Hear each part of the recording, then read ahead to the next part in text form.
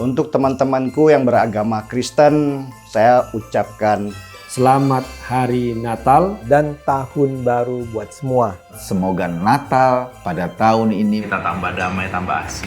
Semangat baru, harapan baru, cita-cita baru. diharapkan bisa membawa suasana yang sejuk. Semoga Natal di tahun ini kita senantiasa menebarkan cinta kasih bagi sesama umat manusia.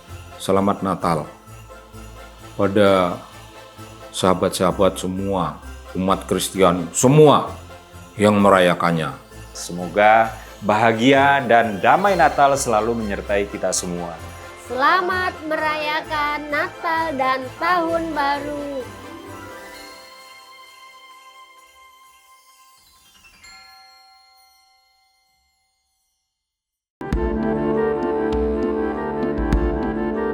Assalamualaikum warahmatullahi wabarakatuh. Berjumpa kembali dengan catatan Syafiq Hasim. Usai sudah perhelatan Piala Dunia sepak bola dengan kemenangan Argentina sebagai juara dunia.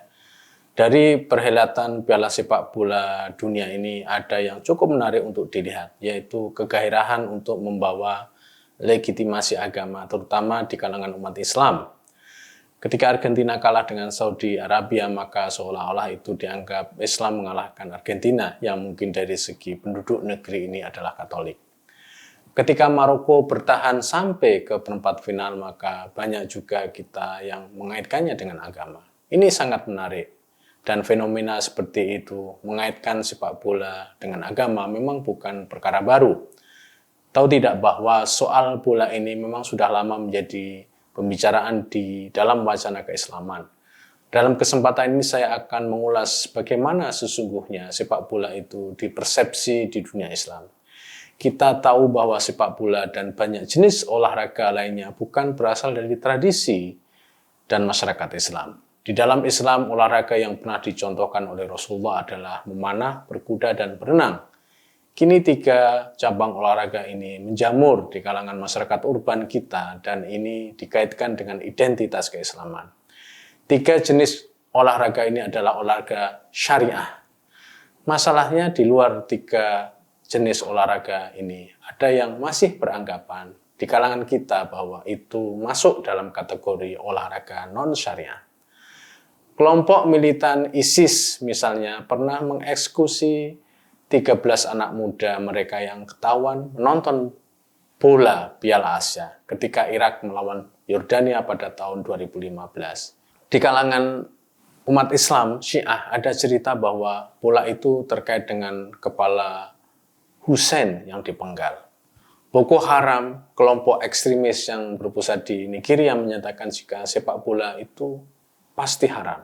Sepak bola mereka persepsi sebagai olahraga dari lawan-lawan Islam.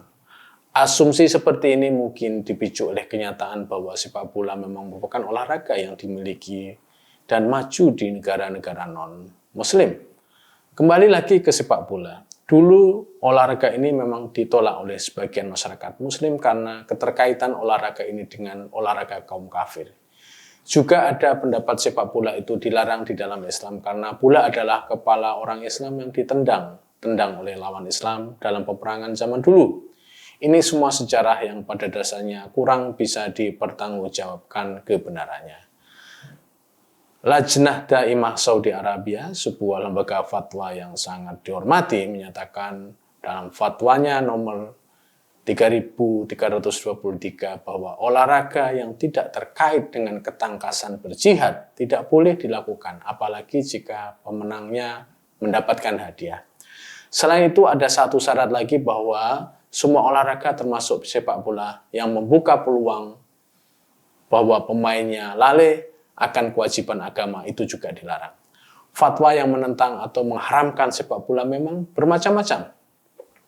Pada tahun 2005 misalnya, The Guardian memuat sebuah fatwa yang diambil dari sebuah media yang bernama Al-Watan, fatwa yang cukup aneh untuk kita pada zaman sekarang.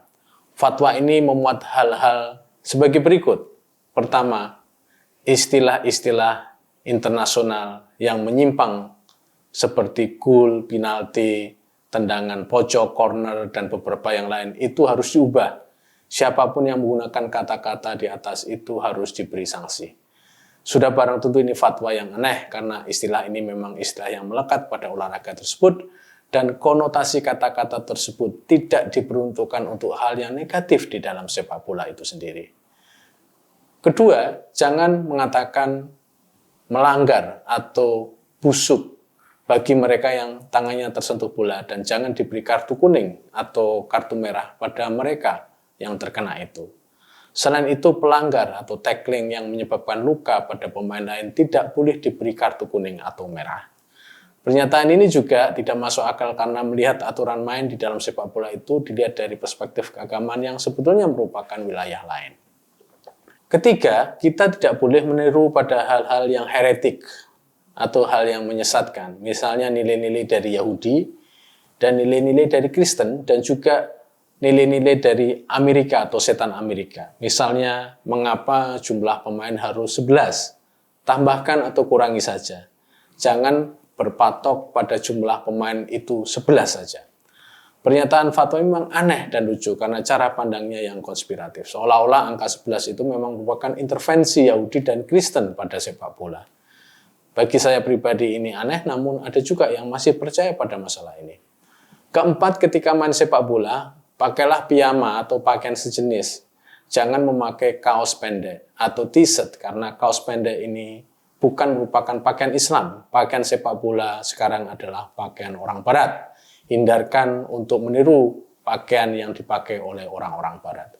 Pernyataan fatwa ini jelas didasarkan pada anggapan bahwa orang Islam semua tidak boleh menyerupai orang Barat. Ini merujuk pada pernyataan bahwa siapa saja yang menyerupai sebuah kaum, maka mereka yang menyerupai ini bagian dari mereka. Doktrin seperti ini populer dan masih dianut oleh sebagian umat Islam. Kelima, jika Anda semua sudah memenuhi persyaratan yang disebutkan di atas, dan jika Anda masih ingin tetap bermain bola, maka mainlah dengan niat untuk memperkuat tubuh Anda agar Anda bisa berjihad atau siap berjihad. Keenam, jangan bermain sepak bola ke dalam 2 bagian. Bagi saja ke dalam 3 bagian, 4 bagian, yang penting berbeda dengan cara orang Barat dalam bermain sepak bola. Ketujuh, jika terjadi persamaan skor atau draw, tidak usah butuh waktu ekstra atau untuk adu penalti. Jika menang lewat adu penalti, itu tetap meniru Barat atau heretics. Kedelapan, tidak usah mengharap anak muda untuk menonton ketika kalian main sepak bola, karena jika tujuan kalian olahraga itu untuk memperkuat tubuh, mengapa butuh orang untuk menonton kita? Anak-anak muda yang menonton harus kalian ajak untuk ikut main untuk memperkuat jihad. Masih ada beberapa poin dari fatwa tentang sepak bola yang mungkin dari pandangan kita cukup aneh. Namun sekali lagi pertanyaan bagi kita semua, mengapa pandangan dan fatwa seperti itu masih ada saja yang percaya di lingkungan kita? Jadi sepak bola ini memang dari sejarahnya di masa lalu memiliki hubungan dan keterkaitan dengan agama. Misalnya dengan agama Islam. Sebagai catatan, jika kita ingin mengaitkan sepak bola dengan sentimen agama, maka itu memang ada contohnya dalam sejarah kita dari masa ke masa. Namun sepak bola kini sudah menjadi hal yang universal dan hampir bisa diterima oleh seluruh kalangan umat Islam. Namun hal yang perlu kita lakukan agar kita tidak picik mengaitkan dengan agama, maka sebaiknya agama itu kita letakkan pada hal-hal yang positif tentang sepak bola. Demikian, wassalamualaikum warahmatullahi wabarakatuh.